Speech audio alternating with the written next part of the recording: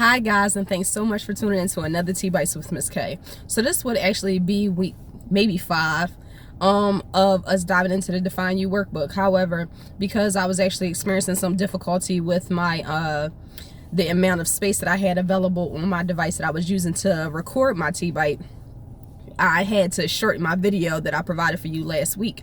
So and the topic of that was regaining control.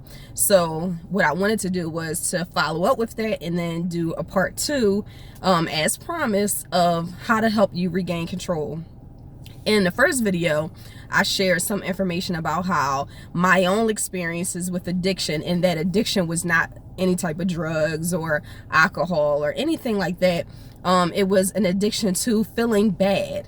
And whenever I felt anything other than bad, I thought that I was doing something wrong.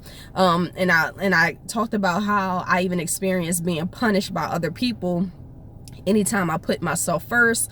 And it got to the point where other people went out their way to make me feel like there was something wrong with the things that I was doing when I decided to tell them no. And, you know, there's one thing to use profanity, and it's another thing for people to make you like the actual words that are profanity. And we know what those are, so I don't need to go through that with you. But some people, they act as if using the words no is a curse word. Like it's detrimental to their lives for you to use that word. Like, how dare you tell me no? Well, you are, I'm sure, a great person. You are a nice person, whatever the case may be. I don't know. You might be all right. Who knows? But who are you to tell me that I can't tell you no? So there's a scripture, and I'm not really sure where it's referenced in the Bible at, but all I do know is what it says, which is much more important. And it actually says, I'm sorry, I'm in the parking lot, and I'm in the parking lot, so I'm just being aware of my surroundings. So I am turning my head from time to time, but the scripture mentions how let your yeses be yeses and your noes be noes. And one thing about myself is that I know that in the past I would tell people yes, just because, again, like I shared before, I wanted to see them happy, and I wanted for them to get what it was that they needed. And what I found that I was doing now later on, because of course I didn't come to this conclusion right away. It took some time. Like I mentioned before, it took about a decade or longer for me to realize that this is what was going on. What I did was, as I'm telling people yes and I'm not genuine about my yes, I'm actually sacrificing myself. I'm sacrificing my happiness. I'm sacrificing things that I want, places I can be, what I should be doing in my life. And for that, and with that being the case, you know, again, I was unhappy, not getting what it was that I wanted. And when I realized that this is what was going on in my life, I said, I really need to help people regain that control and stop them from doing this, because it could be the very reason why you're not finding happiness. And in the workbook, I talk about how we define how we go to break these cycles. And a part of breaking a cycle, of course, is defining yourself, because we find ourselves, so obligated to meet these needs of other people. Or we feel, let's, you have your family obligations, you may have your religious obligations, you have your obligations at work, you have, you know, you have these other responsibilities, these other roles that you need to fulfill. However, it's not often that we make time for ourselves. Okay, you might say, well, I'm going to get my nails done, or I'm going to get my hair done, and that's what I'm doing for me. But at some point, that's not enough. So you have to add a little bit more. I would say every 30 days, every 15 to 30 days, in another life, maybe about 13, 14 years ago, I actually used to be a fitness consultant. And one thing that I learned is that if you want to help yourself, you know, continue to excel in your goals, you have to continue to add new things every 30 days in order to help improve. So I've been using that for the last 14, 16 years. I also use it when I'm conducting therapy. Add something a little bit different every so often, so you can make improvements and you can start to see changes and you continue to grow. Because other than that, you're doing the same continuous ritual, and at some point you're not going to see any progress. Or you become complacent and you need to continue to grow. So that's not really growing. So maybe every 30 days, just trying to do something different, add something a little bit different. Okay, so I'm gonna get my nails done, I'm gonna get my hair done, but let me add a massage. You know what, this time I'm gonna get my nails done, my hair done, and get a massage, and I'm gonna treat myself out to dinner. You know what, let me switch that. This time I'm gonna surprise myself, I'm gonna do something a little bit different. I'm gonna try some acupuncture, which I actually do love. Let me try some acupuncture, and let me treat myself out to dinner. Let me just spend the day. Let me take a ride. Let me drive down to the beach. There's so many different things that you can do to help make sure that you prioritize yourself.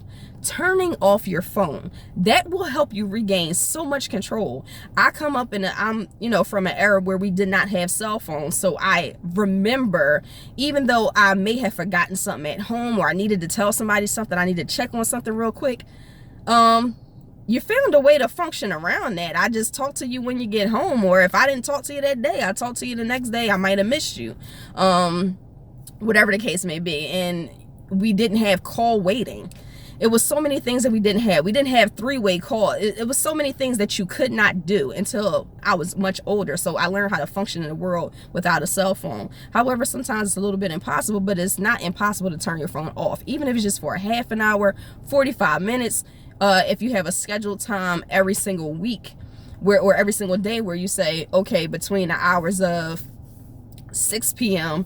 to 9 p.m. I'm going to turn my cell phone off. Or you can say from 9 p.m. to 11 p.m. whatever is going to actually work for you. Eventually people will get it.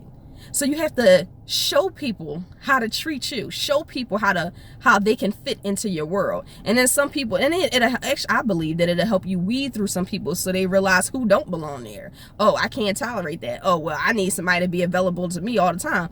Good. Now you can let yourself get out of my life. I didn't have to get rid of you. You got rid of yourself. So that's how we regain control. These are some things that I have tried myself.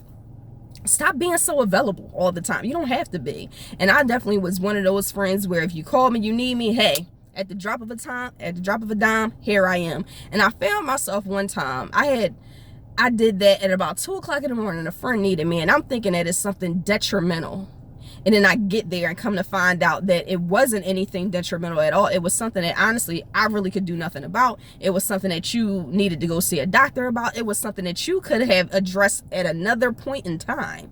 Or you probably should have called like the ambulance. If it was that serious, you probably should have dealt with it that way instead of contacting me. So if I'm your first point of contact, that's a problem in those type of situations. So I realized this has got to stop. So just taking a stand, and don't be afraid to regain control. If you see a situation is getting out of control, you realize, what is my role in this situation? Where am I contributing? Because that's the other thing, like just taking accountability for the things how we contribute to things. If I don't acknowledge where I'm contributing to a problem, then I sure enough can't fix it. Because one thing is, if this is somebody else's problem and I have nothing to do with it, I will drive myself bananas trying to figure out a way to help them solve the problem. How can I fix it? How can I make things better? And I think that maybe once upon a time, that's something that I used to do as well, is help people solve their own problems and then turn around and get frustrated because it's not working out for them. And I'm like, well, I told you to do this. Well, try this and try. Why am I coming up with all these solutions for your own problems? So where I was going wrong is that I'm helping too many people but then not helping myself. And then I also, through that process, I come to understand that there were people who I had in my life who were actually not for me. They were completely against me. And so their plan, and I do believe at this point that it was kind of like their plan. As long as I keep Martrice preoccupied, she will never have the opportunity to focus on her own goals. I can keep her at the level where I need to keep her in order for her to be accessible to me. So how did I regain that control? I cut those people off. And sometimes it has to be abrupt. So any friends that I have had in the past, but you may still be my friend now, I go through these periods where I abruptly just cut everybody off, and it has nothing to do with them. It's everything about me. And so I try to give my friends, anybody who I let into my life, and sometimes it has to be family, I give a disclaimer. And that disclaimer is, I'm going to go through these periods where I'm not going to answer my phone. I'm not going to be available. You're going to keep asking me to do something, and I'm going to tell you no. Do not call me in case of an emergency because I'm not going to be available to you. I have to really set those boundaries for myself because I know my areas of weakness. And so if I don't share these things with these people who I can entrust this information with, then I'm going to find myself becoming overwhelmed, becoming frustrated, because I help too much. And sometimes the helper needs to be helped. So, and I'm okay with that. And and it took me forever to be in a position where I would even think about asking for help, because when you had the personality that I do, you can't go to everybody for help. And I don't trust everybody. Everybody need not to be trusted. Or I can trust you with, let's say, a simple task, like, can you help me go to the store? Or like, let's say my car broke down, God forbid, but you know, something like that. I might be able to trust you with that kind of information. But I can't trust you with something very significant, like something personal that exposes other people and their personal lives, or is ammunition that you could possibly hurt anybody with later.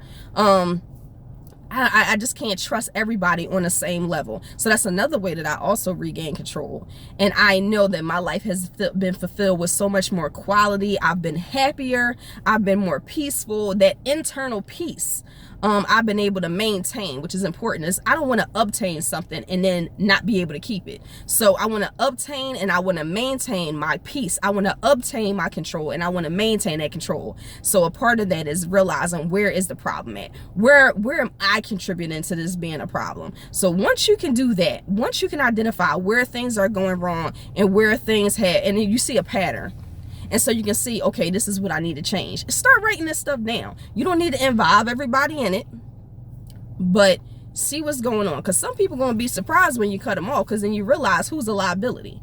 So I'm saying that to say, you know, I really hope that you guys can write your addiction a letter and say that things are going to change. And that's in the Define You workbook. I talked about how my addiction did me no good.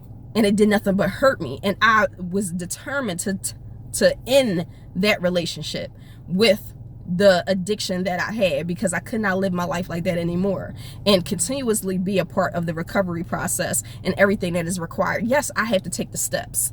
Yeah, no, I might not go to any meetings, but I do other things that support me. I have to build my support system up. I have to build up my own strengths, and I have to replace those negative behaviors with something positive. So it's kind of along the same lines of somebody who's going through recovery from substance abuse. I can't just say, oh, I want to stop this and I want to stop that, but then not have something positive in order to replace it. So I hope that this video gave you a little bit more, instead of like that cliffhanger that I left you with last week. But I hope that this video gave you a little bit more content. It stretched out the conversation a little bit more. Again, if you have any questions, you have any concerns, if you have my number, text me. You have my email address. You can email me at therapy.brings.balance@gmail.com, or you can always post it on my page. You can inbox me. Just let me know. So guys, I hope this is doing everything it needs to do for you to help you grow better and get better, so we can do better. So guys, thank you so much for tuning in to another Tea Bites with Miss K, and I will see you soon. Bye bye.